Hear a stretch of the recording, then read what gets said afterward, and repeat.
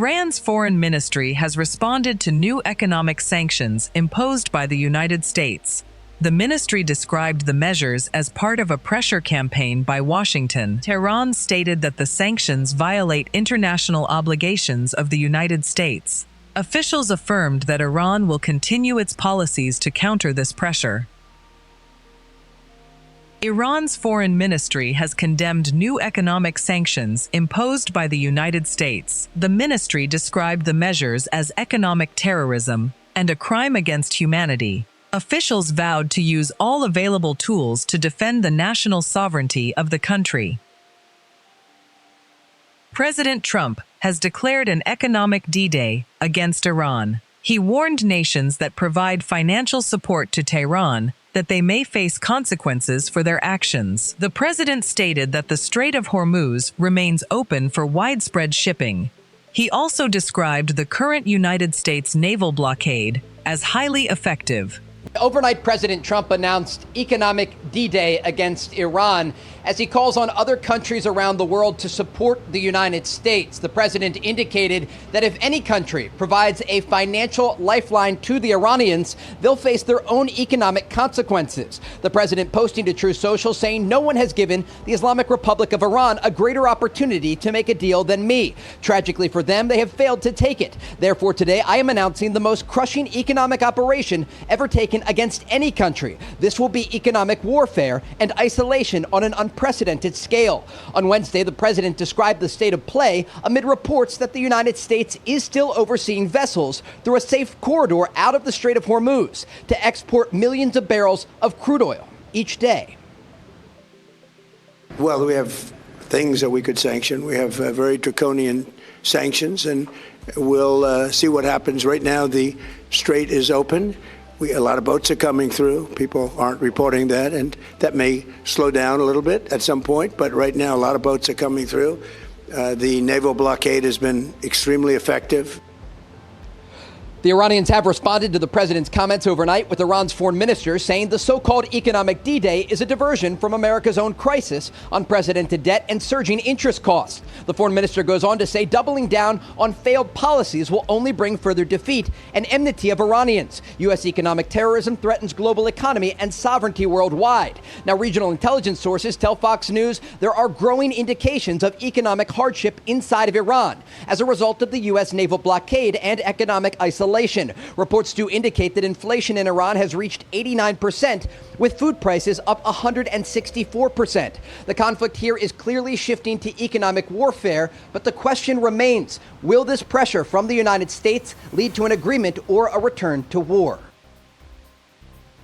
Both families who lost loved ones are criticizing Jared Kushner. They say he is negotiating with the political chief of Hamas, Khalil al-Hayya. These families call al-Hayya responsible for attacks that killed both Israelis and Americans.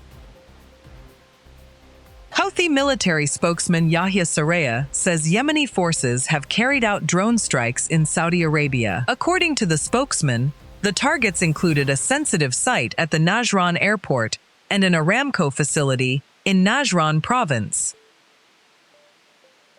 Amazon is investing several $1 billion to create a new robotics hub in Texas. The company says the move will bring hundreds of jobs to the United States. The investment focuses on the development of robotics technology. The new facility will be located in Texas and will support the company's expansion in the sector.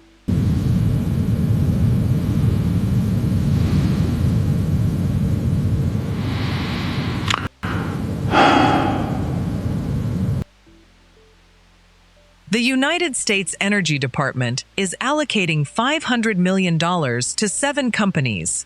The funding is for domestic lithium, cobalt, and battery mineral projects. According to a document, this is the latest investment aimed at boosting the extraction and processing of these minerals within the United States.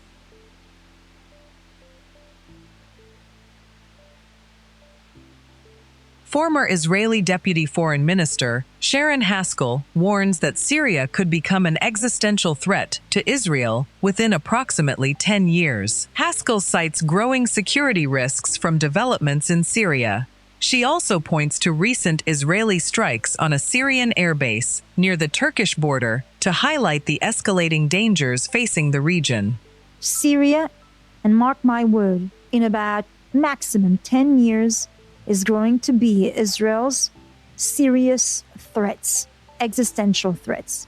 What is happening there right now are armies. And if you think that Hamas are some of the most brutal, most vile, disgusting terrorist organizations because of the actions they did, oh, this is nothing close to Jabhat al-Nusra and Daesh, okay, who were released from their prison and are now serving the police forces and the army forces of al-Julani. So make no mistakes. This will grow to be one of Israel's greatest threats.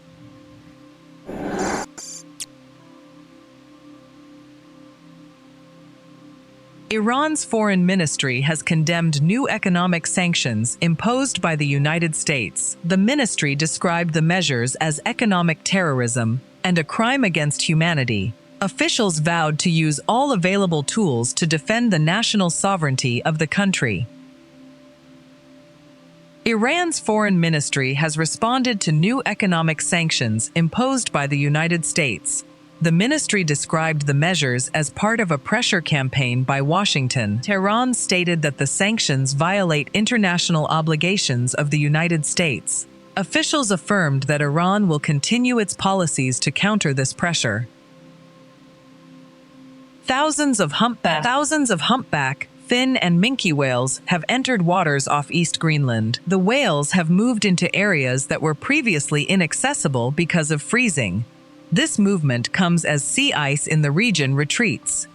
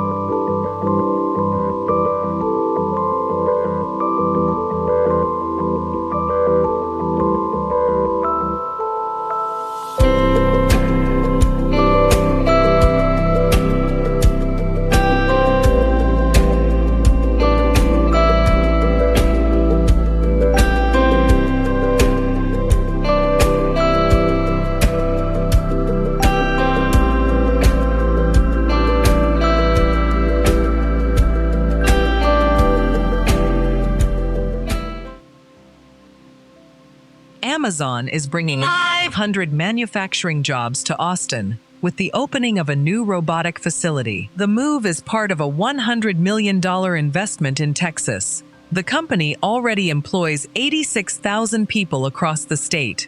If you're looking for a job in tech or manufacturing, Amazon is expanding here in Austin. Governor Greg Abbott says the company will open a new robotics manufacturing facility, bringing hundreds of jobs to the area. Abbott says the multi-billion-dollar development will bring 300 to 500 positions in manufacturing and engineering.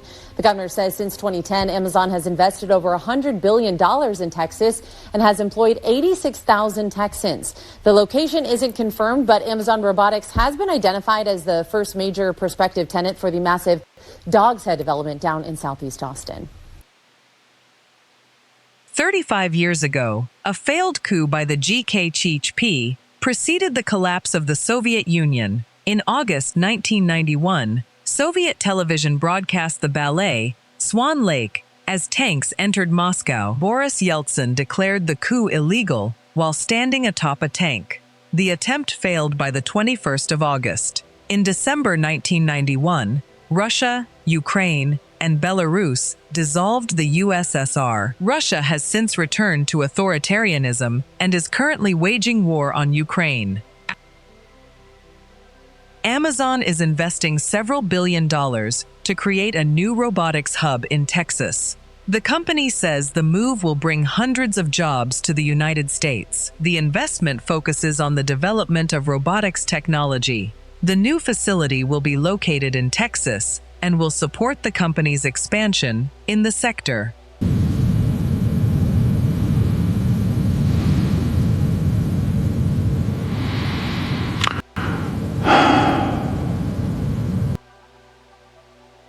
The Federal Bureau of Investigation has seized electronic equipment from former Congressman Eric Swalwell. Sources tell reporters the seizures took place last weekend at the San Francisco airport and at his home in Washington, D.C. The actions are part of an investigation into sexual misconduct.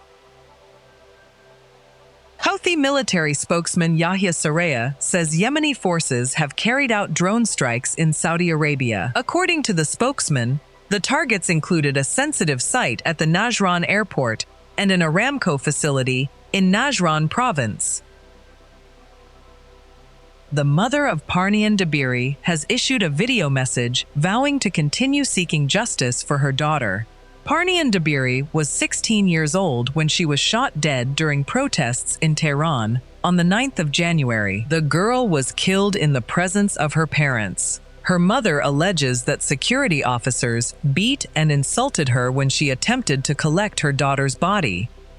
با فرنوش فرجی اینجا بررسی می‌کنیم صحبت‌های این مادر جوان پرنیان 16 ساله رو که از اون اتفاقات و اون فاجعه‌ای که بر سرشون آمده تعریف می‌کرد. چی بوده ماجرا دقیقاً؟ چرا اون مأمور امنیتی این خانم جوان، این مادر جوان رو کتک میزنه؟ ریحانه، ما پیشتر هم روایت پرنیان و مادرش رو در ایران اینترنشنال توضیح دادیم. این مادری که الان دادخواه پرنیان 16 ساله هستش، پیشتر ماها هر شب از ساعت 12 شب پشت در بهشت صحرا می ایستاد بیرونش و از بالای پل مزار دخترش رو نگاه میکرد تا صبح که یادمونه تصویراش منتشر دقیقاً میشد. به این دلیل که میگفته از تاریکی میترسه و من نمیتونم اینجا تنها رهاش کنم. ما روایت های زیادی از نوجوانانی گفتیم که در کنار پدر مادرشون تیر جنگی خوردن و در آغوششون جان خودشون رو از دست دادن بی دلیل. نه اسلحه‌ای دستشون بوده نه سنگی. همین الان مامان پرنیان هم همینو میگه چرا بهش شلیک کردین؟ اون که کاری نمی کردش. میگم ما این روایت ها رو زیاد گفتیم و پرنیان هم جزو یکی از اونها بود که اما فرقش این بود که زمانی که تصاویر کهریزک منتشر شد، ویدیوهاش منتشر شد، در میان اونها تنها کاور مشکی که با سن 16 ساله مشاهده میشد کاور پرنیان بودش که در بین پیکرهای کهریزک در حیاتش رها شده بود و بعد از اون شناسایی شد که چه کسی داخل این هستش. تصویرش واقعا هولناک بود، برای اینکه اولین تصویری بود که دیدیم که یک نوجوان 16 ساله دختر کشته شده و بعد از اون تعداد زیادی ما اینجا روایت کردیم دختران و پسران. موقع در تحویل پیکر پرنیان دقیقاً همینطور بود. این تصویر بعد از این بود که اینها پرنیان رو پیدا کرده بودند، اما با تهدید. یعنی جمهوری اسلامی بارها و بارها این کار رو با خانواده‌های داغدار کرده، تهدیدشون کرده، ازشون پول گرفته بابت تیری که به سر بچهشون زده، تیری که به بدن اونها زده و اونها رو کشته. تهدیدشون کرده که چنانچه دادخواهی کنن، چنانچه فریاد بزنن، چنانچه گریه کنن، پیکر اونها رو بهشون تحویل نمیدن. بارها و بارها اونها رو تهدید کردن که از مزارشون، از قبرشون اونها رو بیرون میکشن، چنانچه دادخواهی کنن. مادر پرنیان الان دقیقاً همین رو بیان کردش که ما اینجا داریم دادخواهی میکنیم، با اینکه اونها رو تهدید کردن که ما اگه چنانچه صداتون در بیاد در کهریزک پیکرش رو بهتون تحویل نخواهیم داد. بعد به نظر میرسه که خانواده دادخواهان دیما حالا دیگه به صورت علنی و رسمی دارن دادخواهیشون رو اعلام میکنن، درسته؟ دقیقاً همینطوره. یه فصل جدیدی از دادخواهی خانواده ها شروع شده که اونها چراهاشون شروع شده. چرا این حکومت فرزندان ما رو گرفته؟ چرا این حکومت عزیز عزیزانمان رو گرفتش و این دادخواهی همچنان تداوم داره و با تمام فشارهای امنیتی خانواده ها دارن علنی نشون میدن که ما نمیترسیم و دادخواهیمون رو ادامه میدیم. سپاس بسیار فرنوش فرجی اینجا در استودیو همراه ما بودی. Ref, Israel's defense minister, has accused Turkish President Recep Tayyip Erdogan of drawing Turkey into dangerous adventures in Syria. The accusation follows an implicit admission from Israel that it attacked an airbase in northern Syria on Monday night. عباس ولی تحلیلگر سیاسی و جامعه شناس از استانبول ترکیه با ما هستن. آقای ولی بیشتر به ما بگید از این تنش لفظی که میان اسرائیل و ترکیه بالا گرفته بر سر سوریه دقیقاً داره چه میگذره اونجا؟ حملات اسرائیل ادامه داشته و چندین پایگاه هوایی سوریه رو هدف قرار داده. در الظاهر در پایگاه معروف T4 و همچنین در حما، اینا پایگاه اساسی هستند و اسرائیل خواسته که ظرفیت‌های جنگی این پایگاه را از بین ببره. این نشان از یک استراتژی داره، یعنی یک فقط حمله به یک پایگاه نیست، بلکه اسرائیل دقیقاً میخواد که ظرفیت‌های جنگی سوریه را که تماماً به وسیله ترکیه تقویت و اداره میشه از بین ببره. هدف اساسی این استراتژی اینه که امکان دستیابی ترکیه به لبنان و نزدیکی به اسرائیل کمتر و کمتر بشه. این در حالی است که وزیر خارجه سوریه گفته که هیچ برنامه‌ای برای ایجاد پایگاه نظامی جدید در ترکیه وجود نداره. این رو در پاسخ به اسرائیل گفته. بله، ایشون اینو گفتن، ولی این را هم باید قبول کرد که ترکیه عملاً میخواهد که از نظر نظامی در سوریه مستقر بشه. آمریکا هم از این خبر داره.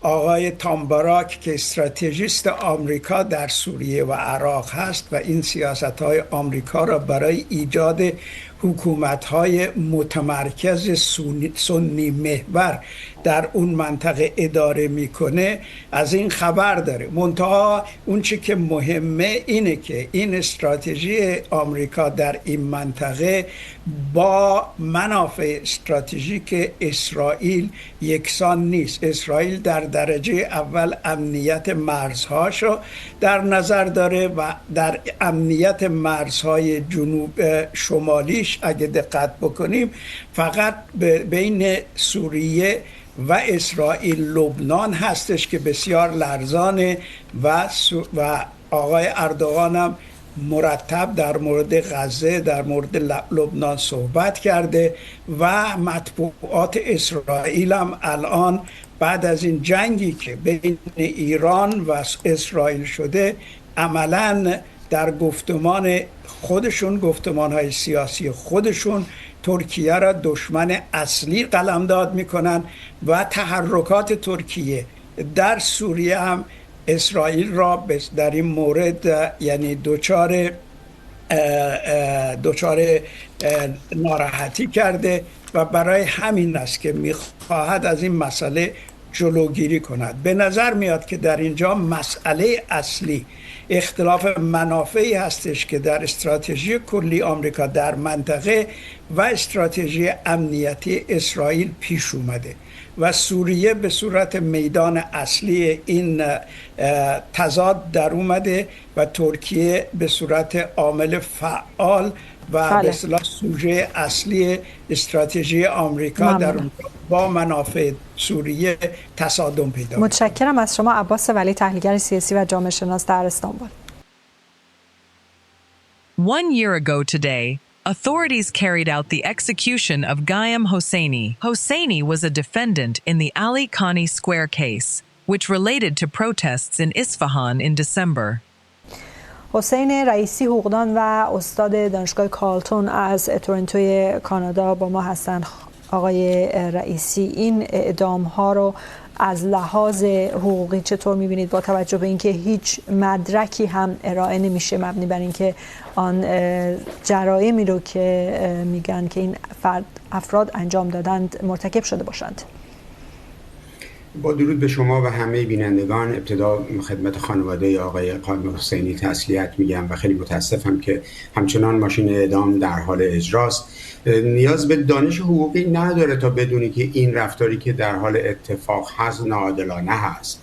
آن چیزی که از مجموع این پرونده حاصل میشه این هست که در حد شرکت در اعتراضات این افراد اتهام دارن و یا حد اکثر در حد سنگ پراکنی و موضوع روشنی وجود نداره که چگونه دادرسی عادلانه صورت گرفته و چگونه در حقیقت محاکمات انجام شده. ولی آنچه که به طور یقین میتونیم بگیم در حد شرکت در اعتراضات هست و اجرای مجازات اعدام در رابطه با این افراد محل تردید اساسی است، در حالی که جهان در حال تغییر هست و حتی کشورهای اسلامی مثل جیبوتی، مراکش، لبنان مجازات اعدام رو به کلی کنار گذاشتن و سال‌هاست اجرا نمی‌کنن. ما شاهد هستیم که جمهوری اسلامی همچنان اعدام میکنه تا هزینه برای خودش، هزینه ترس رو برای جامعه افزایش بده و برای خودش یه نوعی امنیت بیاره، در حالی که وقتی که به خصوص یه تبعی افغانستان اعدام میکنه ظاهراً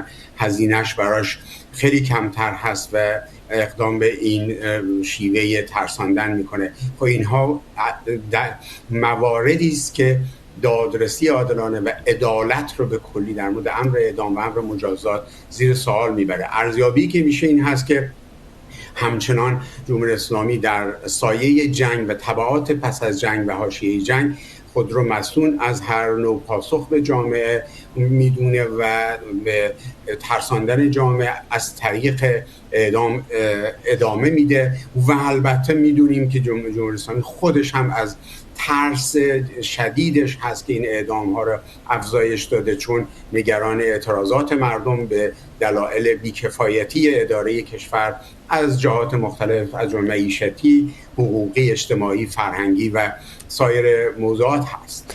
بگه غیر از آگاهی رسانی سازمان‌های بین‌المللی، این افرادی که در خطر اجرای این احکام هستن از هیچ حمایتی یا حمایت حقوقی برخوردار هستن؟ آیا دسترسی به وکیل دارند یا میتونن داشته باشن؟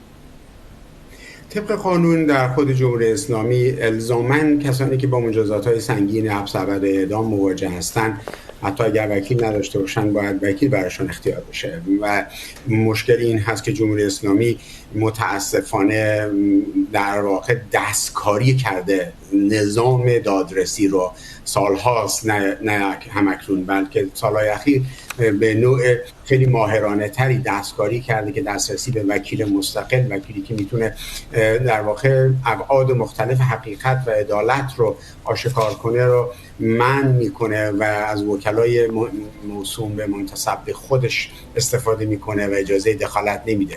از طرفی خبرگزاری میزان خبر اعدام رو منتشر میکنه ولی هیچ خبری از پرونده منتشر نمیکنه. به همین دلیل ارتباطات بین‌المللی و فشارهای بین‌المللی فقط میتونن بیانیه محکومیت بدن و فشارهای دیپلماتیک حداقلی میتونن وارد کنن. متاسفانه به دلایل مختلفی که بخشش رو میتونیم بگیم بحران حقوق بشر که جهان باش مواجه هست، فشارهای بین‌المللی هم ظاهرا نسبت به ایران کارساز نیست و جمهوری اسلامی باید مواجه بشه با مردم آن خودش. یعنی به نظر من از نظر بین‌المللی فشارها نتیجه آنچنانی نداده و نمیده و جهان هم در وضعیت مناسبی برای این موضوع نیست.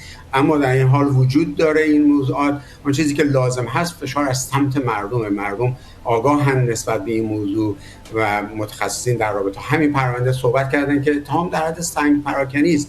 پس مردم با سوال بزرگ مواجه میشن که در حالی که ما باید به سمت تحولات مدرن بریم چرا همچنان بر روش‌های سختگیرانه بسیار عقب افتاده استفاده از واژه‌های محاربه و اقتصاد فلز استفاده می‌کنیم بدونی که توضیح بدیم چگونه این رخ داده و اعدام می‌کنیم. آیا به نظرتون میاد که اقشار آسیب پذیر اقلیت‌ها بیشتر در خطر اعدام هستند؟ طبیعی است وقتی که مطالعه روشنی انجام میشه در رابطه با کسانی که قربانی مجازات اعدام هستند، عمدتاً چه در پرونده‌های معمولی و چه در پرونده‌های سیاسی، به طور مشخص ما میتونیم به این نتیجه برسیم کسانی که کم برخوردارتر هستند بیشتر در معرض مجازات اعدام قرار میگیرن، کسانی که به هر حال منابعی دارن که میتونن به قدرت نزدیکتر باشن، میتونن جرایم بسیار بزرگی انجام بدن و هیچ مجازات نشن. کما اینکه میبینیم که چرا بابک زنجانی اعدام نشد، اگرچه من مخالف اعدامشون هم هستم، ولی چرا اون اعدام نمیشه، آزاد میشه، منابع اقتصادی در اختیارش قرار میگیره در حالی که مجازات اعدام داشته.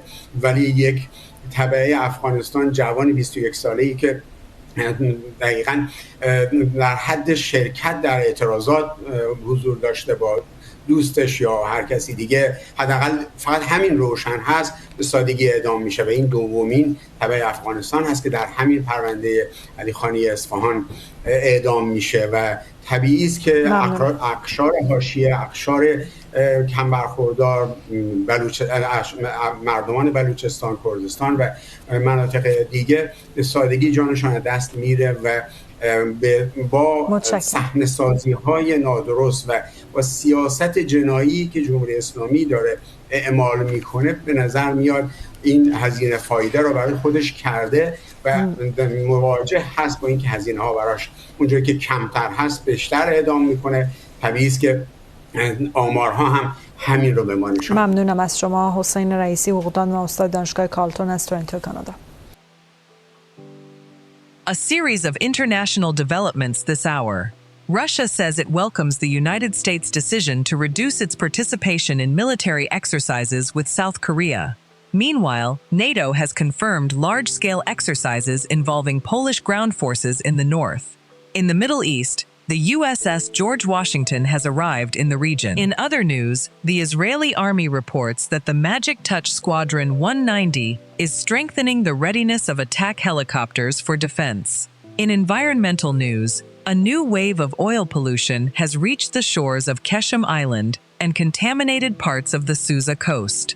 In Guatemala, the president reports that 2,300 Mexicans have been deported since the beginning of 2026. In the United States, CNN reports that FBI agents seized electronic devices from Representative Eric Swalwell on Sunday. Representative Swalwell has responded following reports from CNN and the San Francisco Chronicle regarding allegations. Additionally, senators are pressuring TikTok over a test in which safety measures were removed. Denmark has banned the Iranian Shia cleric Mansour Lagai. The decision follows his views on women and marital relations. According to reports, Lagai previously collaborated with the Imam Ali Mosque in Copenhagen.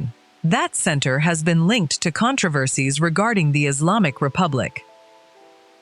دانمارک از سال 2017 فهرستی داره از مبلغان مذهبی خارجی که اجازه ورود به این کشور رو ندارن. الان 16 نفر در این فهرست هستن، افرادی با ملیت‌ها و گرایش‌های مذهبی مختلف، عمدتاً مبلغان مسلمان، مبلغانی از ایران، ترکیه، عربستان و چند کشور دیگه مسلمان. اما بخش ایرانی ماجرا قابل توجهه. در فهرست فعلی فقط یک ایرانی هست، منصور لقایی، روحانی شیعه ایرانی.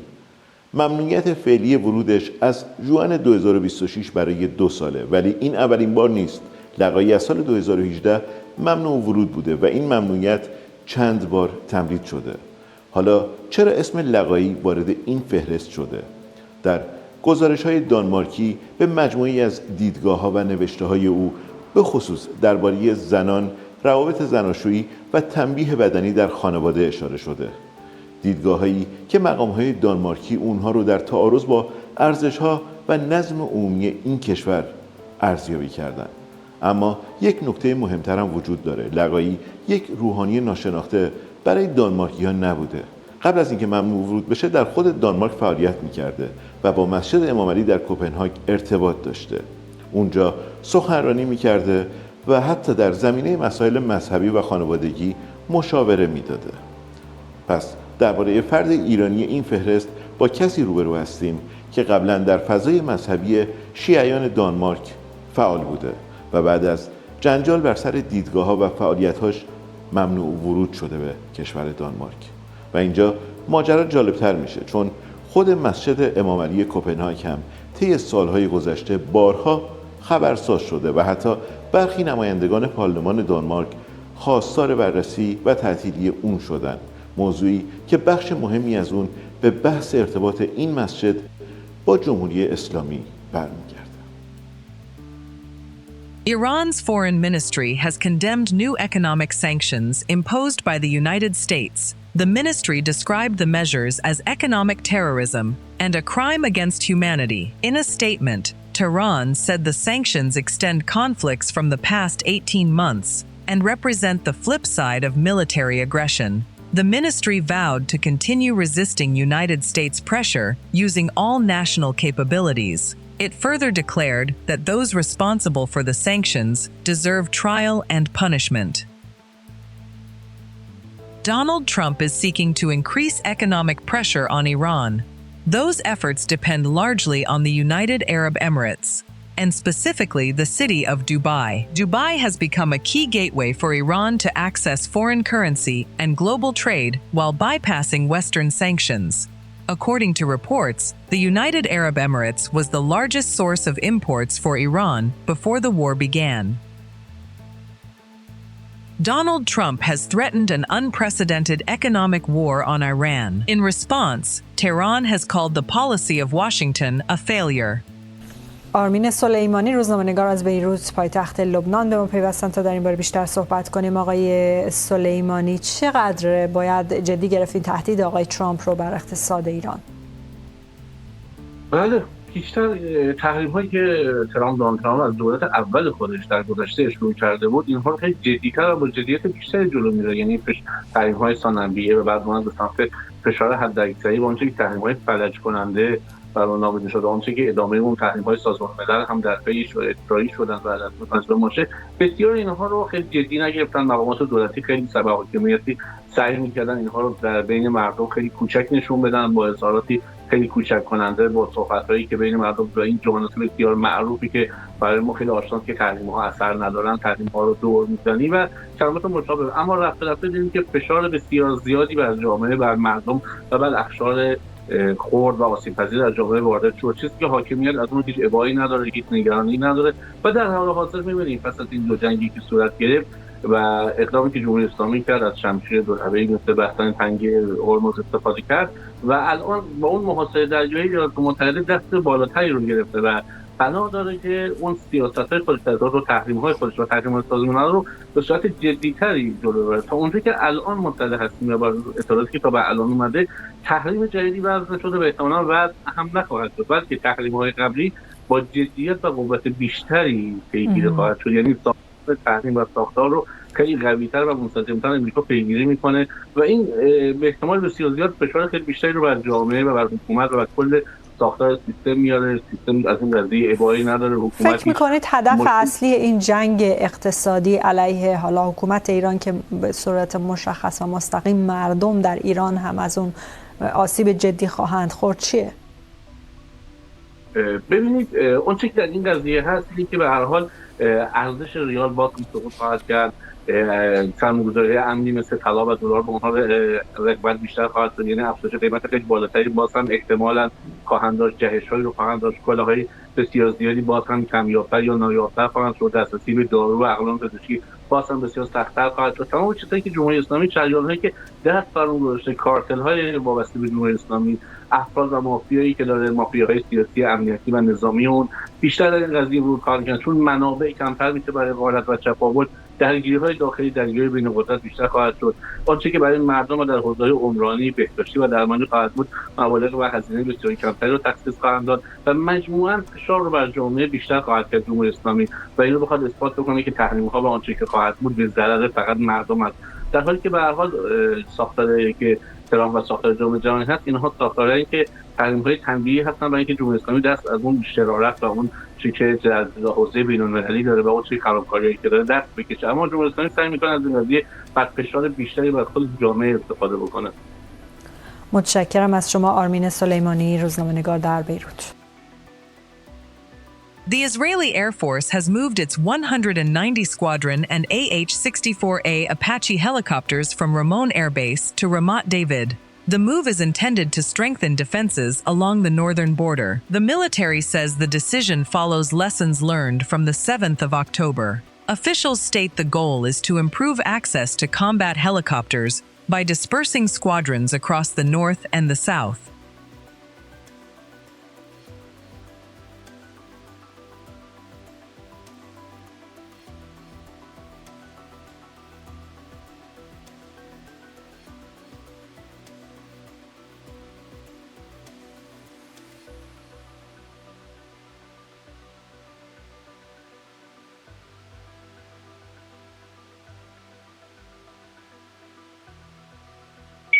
Yemen's Houthi group says it has attacked sensitive targets in Saudi Arabia. According to the group, the targets included an airport and ARAMCO facilities in Najran.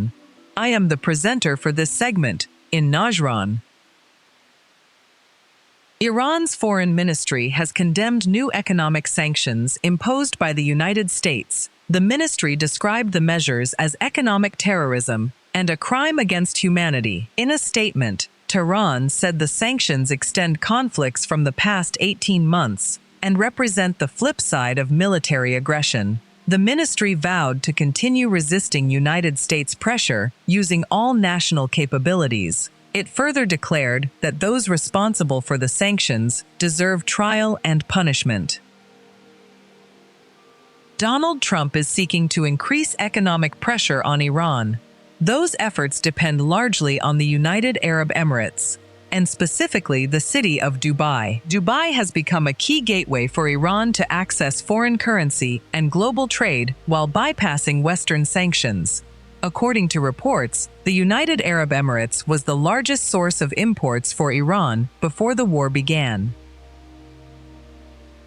Denmark has banned the Iranian Shia cleric Mansour Lagai. The decision follows his views on women and marital relations. According to reports, Lagai previously collaborated with the Imam Ali Mosque in Copenhagen. That center has been linked to controversies regarding the Islamic Republic. دانمارک از سال 2017 فهرستی داره از مبلغان مذهبی خارجی که اجازه ورود به این کشور رو ندارن. الان 16 نفر در این فهرست هستند. افرادی با ملیت‌ها و گرایش‌های مذهبی مختلف، عمدتاً مبلغان مسلمان، مبلغانی از ایران، ترکیه، عربستان و چند کشور دیگه مسلمان. اما بخش ایرانی ماجرا قابل توجهه. در فهرست فعلی فقط یک ایرانی هست، منصور لقایی، روحانی شیعه ایرانی. ممنوعیت فعلی ورودش از ژوئن 2026 برای 2 ساله، ولی این اولین بار نیست. لقایی از سال 2018 ممنوع ورود بوده و این ممنوعیت چند بار تمدید شده. حالا چرا اسم لقایی وارد این فهرست شده؟ در گزارش‌های دانمارکی به مجموعی از دیدگاه‌ها و نوشته‌های او به خصوص درباره زنان، روابط زناشویی و تنبیه بدنی در خانواده اشاره شده. دیدگاه‌هایی که مقام‌های دانمارکی اونها رو در تعارض با ارزش‌ها و نظم عمومی این کشور ارزیابی کردند. اما یک نکته مهمتر هم وجود داره. لقایی یک روحانی ناشناخته برای دانمارکی‌ها نبوده. قبل از اینکه ممنوع ورود بشه در خود دانمارک فعالیت می‌کرده و با مسجد امام علی در کپنهاگ ارتباط داشته. اونجا سخنرانی می‌کرده و حتی در زمینه مسائل مذهبی و خانوادگی مشاوره می‌داده. پس درباره فرد ایرانی این فهرست با کسی روبرو هستیم که قبلا در فضای مذهبی شیعیان دانمارک فعال بوده و بعد از جنجال بر سر دیدگاه‌ها و فعالیت‌هاش ممنوع ورود شده به کشور دانمارک. و اینجا ماجرا جالبتر میشه، چون خود مسجد امام علی کپنهاگ هم طی سالهای گذشته بارها خبرساز شده و حتی برخی نمایندگان پارلمان دانمارک خواستار بررسی و تعطیلی اون شدن، موضوعی که بخش مهمی از اون به بحث ارتباط این مسجد با جمهوری اسلامی برمیگرده. Anti-Hamas militias in southern Gaza have arrested 2 men. They are Sabri Abdel-Al, a Hamas police officer, and Nashat Zarab, a member of Al-Aqsa Security. In a separate incident overnight, A man identified as a Hamas terrorist was abducted from his home in eastern Deir al-Balah. Officials say Yahya Uni Shaheen was then transferred toward the Yellow Line. Treasury Secretary Scott Bessent has warned of the largest coordinated economic isolation in history. He described the situation as a double blow, consisting of a blockade and the toughest sanctions ever imposed. Oil markets are misinterpreting what this economic pressure means. The economic pressure means that we are going to all of our allies, and this is going to be the greatest coordinated economic isolation in the history of the world. And we are going to them and saying, you are either with us or against us. You want this murderous regime to end. And if you insist on doing business with them, either transferring money, buying their oil, doing seaborne ship transfers, then the U.S. Treasury and the U.S. government, they will put its full might and force toward enforcing against you. So it is time for our allies and the rest of the world to make a decision, and we are going to squash the economy of this murderous regime, which that will curtail their ability to project power through their proxies. It will mean that they cannot pay the military, and we have substantial inflation, both food inflation and ordinary inflation in Iran. And what we have seen, I see lots of reports that said, oh, well, this has never worked. It does work because we have a combination. It is a 1-2 punch. We have the blockade, and we are going to have the toughest sanctions in history. And I will tell you, this will work. It worked in Venezuela once we put up the blockade. It is working in Cuba right now, and it is going to work in Iran, and we are going to collapse this regime. United States Treasury Secretary Scott Bessent says coordinated economic isolation is part of new sanctions against the Islamic Republic. Secretary Bessent stated that oil markets have misunderstood the meaning of economic pressure regarding Iran. He also responded to a question about a private meeting on Monday. Ali Bahraini, the ambassador and permanent representative of the Islamic Republic to the United Nations in Geneva, spoke regarding United States efforts. In other news, United States Central Command announced that the George Washington Carrier Strike Group will serve as a presence. Officials state that Venezuelans and Cubans are among those deported to Liberia under a Trump agreement. Additionally, a robotic device can now operate autonomously after receiving FDA approval. Finally, a relief organization announced that family members of American military personnel and veterans are in a camp. Iran International will air a docudrama tonight at 8 p.m. Tehran time. The film is titled The Court of History, directed by Jamshid Barzagar. The film features a screenplay co-written by Barzagar and Saeed Dagan. It examines whether those responsible for suppression, torture, and execution under the Islamic Republic deserve fair trials or revenge. Following the broadcast, viewers can join program with Kambiz Hosseini to discuss these questions with the filmmakers. United States Commerce Secretary Bessent has pledged to break Iran through the use of economic sanctions. This signals a shift in United States strategy. According to the announcement, the approach is moving away from military strikes. The goal is instead a slow but damaging campaign of economic strangulation.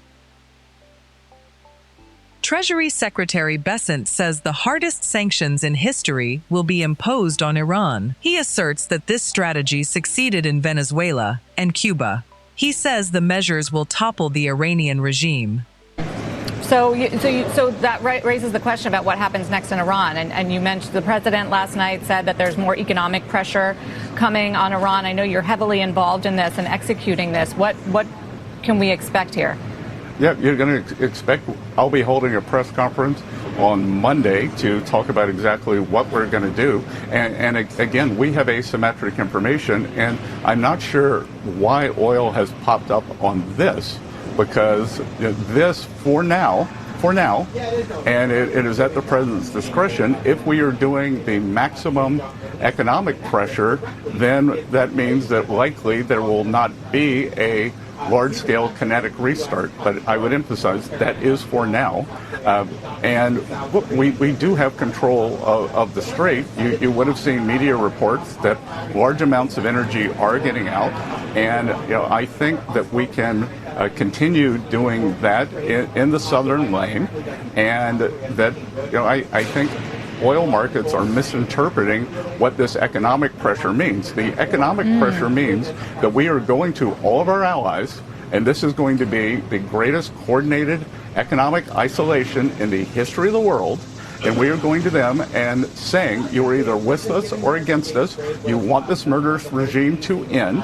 And if you insist on doing business with them, either transferring money, buying their oil, they're doing seaborne ship transfers, then the U.S. Treasury and the U.S. government, they will put its full might and force toward enforcing against you. So it is time for our allies and the rest of the world to make a decision, and we are going to squash the economy of this murderous regime, which that will curtail their ability to project power through their proxies. It will mean that they cannot pay the military, and we have substantial inflation, both food inflation and ordinary inflation in Iran. And what we have seen, I see lots of reports that said, oh, well, this has never worked. It does work because we have a combination. It is a 1-2 punch. We have the blockade, and we are going to have the toughest sanctions in history. And I will tell you, this will work. It worked in Venezuela once we put up the blockade. It is working in Cuba right now, and it is going to work in Iran, and we are going to collapse this regime. Romanian F-16AM fighters have intercepted and destroyed a suspected Russian armed sea drone in the Black Sea. The incident occurred near the Neptune Deep gas field. According to reports, the aircraft used M61A1 Vulcan cannons to eliminate the vessel. The drone was described as being laden with explosives and was located about 80 nautical miles east of Constanta.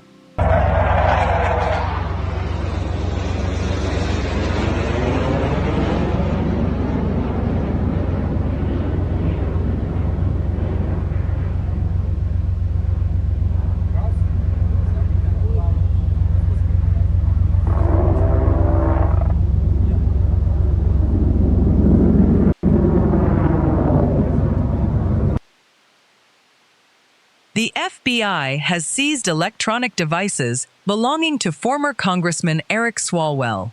The seizure is part of a federal investigation into allegations of sexual assault. Federal officers took the equipment on Saturday at San Francisco International Airport. They also seized devices from his home in Washington, D.C. on Sunday. Breaking news, we have just learned that the FBI has seized former Congressman Eric Swalwell's electronics, and this happened on Saturday.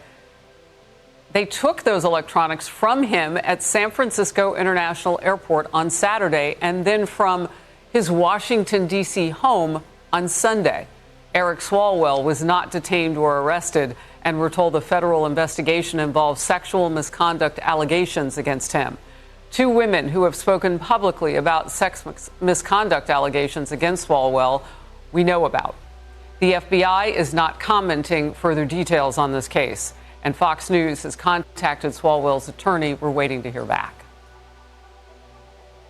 The body of 24-year-old Catriel Nachman-Kinnan has been found in Switzerland forest near Tiberias. The young man had been missing since early last week. Police say the remains were located following an extensive search. The operation involved police officers, rescue teams, and volunteers. According to officials, personal belongings were discovered alongside the body. The United States State Department announced on Thursday its approval of a potential sale of refueling aircraft and related equipment to Qatar. The deal is valued at an estimated $4.5 billion.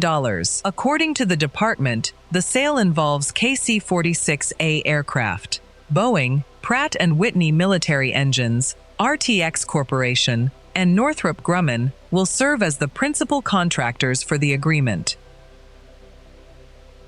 Treasury Secretary Scott Bessent says the United States continues to pursue a strong dollar policy. According to Mr. Besant, this policy signifies that the American economy is outpacing the rest of the world. We continue to have a strong dollar policy, and the strong dollar policy is that, that the U.S. economy is pulling away from the rest of the world. When I look, we have 6.5% nominal growth, and the composition of that growth as the headline inflation comes down, and the Atlanta GDP now number is 4% for this quarter.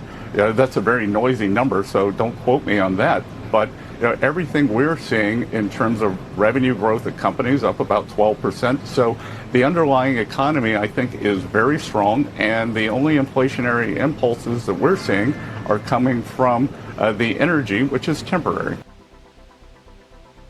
The FBI has confirmed it raided former Congressman Eric Swalwell at an airport.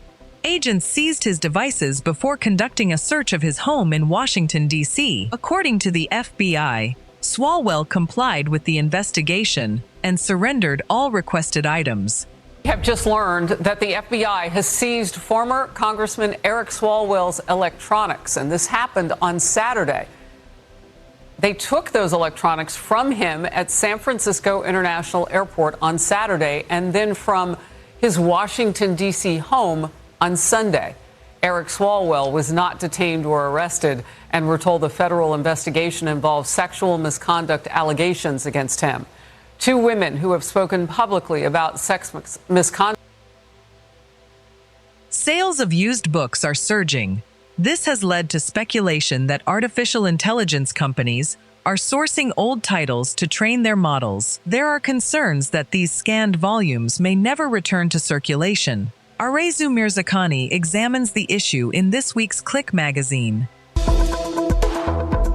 به نظرتون افزایش فروش کتاب دست دوم به هوش مصنوعی ربطی داره؟ بعضی ناشران معتقدن که بله. ظاهراً شرکت‌های هوش مصنوعی دست گذاشتن رو کتاب‌های دست دوم. BBC با تعدادی از کتابفروش‌ها صحبت کرده که میگن سفارش‌های غیر عادی و عمده‌ای داشتن که خیلیاشون کتاب‌های قدیمی و کم تقاضا بودن. فروش کتاب‌های دست دوم تو ماه‌های اخیر تو سطح دنیا بالا رفته، اما نه فقط کتاب‌های پرفروش. کتابفروش‌ها میگن سفارش‌های بزرگی برای خرید کتاب‌هایی دریافت می‌کنن که بعضیاشون سال‌ها مشتری نداشتن. یک کتابفروش به BBC گفته معمولاً هفته‌ای 2-3 هزار کتاب می‌فروشیم، اما اخیراً فقط یه شرکت کانادایی سفارشی به اندازه یک هفته فروشمون رو داشته. اما این کتابا کجا میرن و چرا این همه کتاب، حتی کتابای قدیمی و کم تقاضا یک جا خریداری میشن؟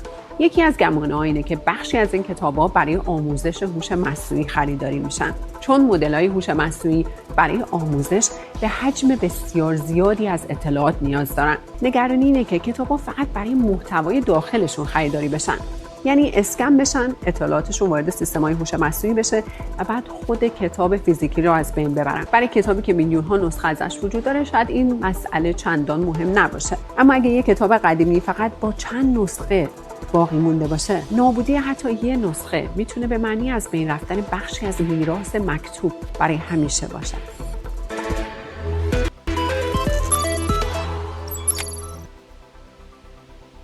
Scott Besant says there is a very high chance the budget deficit has peaked. He adds that focus on the issue will now be intense. There's nothing magic about the 40 trillion number, and we can grow our way out of that. So, but what we do want to signal is I think that there's been a lot of misinformation in terms of what's going on with the deficit, what's going on with the deficit to GDP. We actually had a fiscal consolidation for the calendar year 2025. We were at about 5.7% of GDP. And one of the things that's temporary here that's influencing the deficit has been these tariff refunds. And we won't have to do that again. And the Ambassador Greer, through the 301 process, is re-implementing the same level of tariffs. And I would expect that our 2026 tariff income is going to be roughly what it was in 25. And we're going to be able to keep that in terms of the budget consolidation.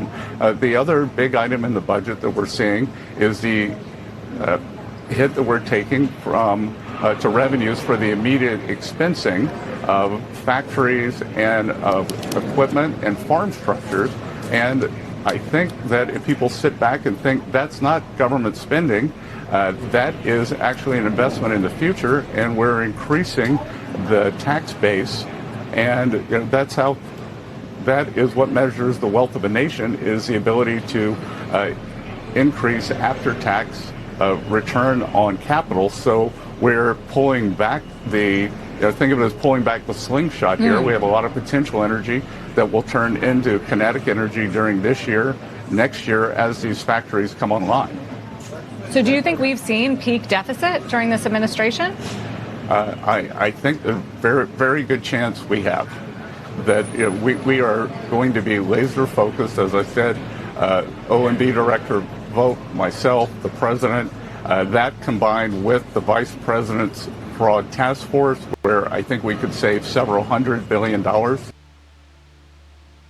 Sailors aboard the aircraft carrier USS Abraham Lincoln conducted a vertical replenishment in the Arabian Sea on the 16th of August, 2026. The operation was carried out with support from a Eurocopter AS-332 Super Puma and the tanker USNS Henry J. Kaiser.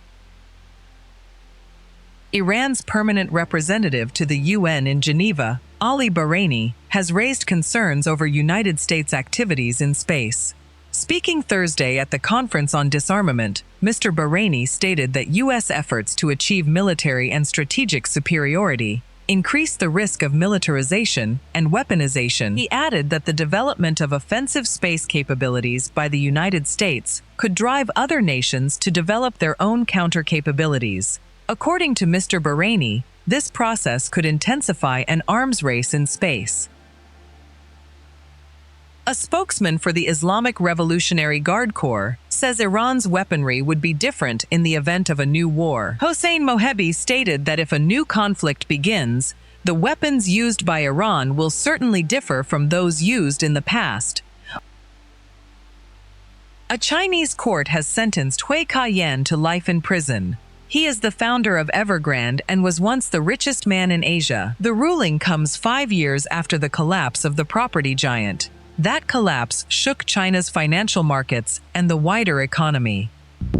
Former China Evergrande boss Hui Ka-yang has been sentenced to life imprisonment. That's what Chinese state media reported on Thursday. It comes 5 years after the firm's collapse shook the nation's economy and financial markets. So who is the founder, Hui Ka-yang, and how did he become the world's most indebted property developer? A former steel technician from a rural village in central Henan province, Hui founded Evergrande in 1996. He turned it into China's biggest property developer by contracted sales, aggressively taking on debt. Forbes magazine estimated Hui had a net worth of $45.3 billion by 2017, the highest in Asia. But by 2021, many Evergrande projects across the country stopped construction due to overdue payments. 2 years later, the company defaulted and Chinese authorities arrested Hui. The company's failure to repay billions of dollars in wealth management products triggered protests. That threatened social stability after ordinary investors, many of them on lower incomes, saw their holdings wiped out. Despite a Hong Kong court ordering Evergrande to liquidate in 2024, the process has moved at a slow pace, according to liquidators. Only about $255 million worth of assets had sold as of late August, compared to creditors' claims totaling $45 billion. Outside mainland China, the liquidators are battling in court to freeze the offshore assets of Hui, in a struggle to claw back $6 billion in dividends and remuneration paid to the founder and other former executives. CCTV state media further reported altogether 56 people linked to Evergrande, other than Hui, received sentences on Thursday. Economic journalist Atta Hosseinian says that fuel subsidy reforms in the Islamic Republic have never brought greater justice to society. Speaking to Iran International, Hosseinian stated that the history of the country supports this view. همراه میشیم با عطا حسینیان، روزنامه‌نگار اقتصادی و حوزه انرژی. خوش آمدید. بیشتر از شما بشنویم درباره این طرح بنزینی منتشر شده و واکنش‌های اولیه در مجلس. درود به شما، وقتتونم بخیر. خب ما هر چقدر جلوتر میریم همچنان بمباران خبری از سوی دولت یا بهتر بگیم اون کلیت حاکمیت انجام میشه در رابطه با قیمت بنزین، تغییرات گسترده در بنزین. نمایندگان مجلس گهگاهی برای دیده شدن، برای اینکه بگن ما هم بودیم، ما هم خبری داریم،